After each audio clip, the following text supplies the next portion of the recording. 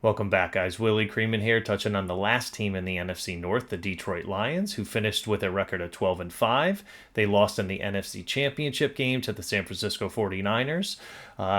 They may never get back there again, but Dan Campbell has this team believing that they can.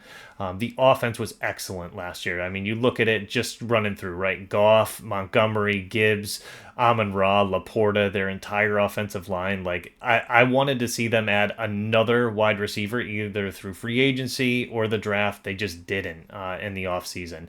I was slightly concerned that they had lost their starting guard in Jonah Jackson in free agency. He goes to the Rams, but they bring in Zietler from Baltimore, the Pro Bowler, and I really think he could be an excellent replacement for him. The defense is what needs work, right? They lose C.J. Gardner-Johnson, which I don't envision as that much of a loss. I think he's an excellent player, but they were missing him for most of last season.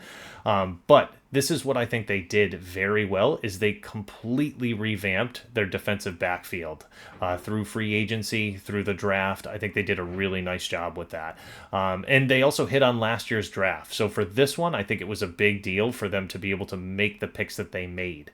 The biggest free agent addition that I saw them have was DJ Reader. Yes, I know he's working back from major injury, but he's a trendsetter and he could really help elevate this defensive line and give them a lot of pressure up front. And when you do that, it makes things a lot easier on the back end.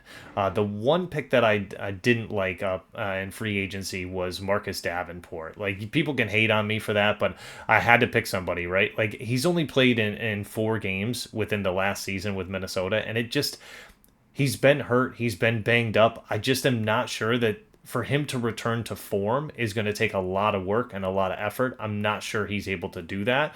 I would have liked to see them go after a very serious pass rusher opposite Hutchinson, someone that can really crush the pocket and get to the quarterback. But in the draft, they go Terrion Arnold in the first, and then they come right back and draft Rakestraw out of Mizzou, which like I said, they turned their cornerback room around, which I think is a big, big deal. Some of the guys in free agency that they brought in, I think they definitely have to be one of the favorites going forward in this season, and I just absolutely am excited to watch them every week. They always do something surprising, and I think it's great. Dan Campbell, awesome guy to watch. This team is electric to watch as well.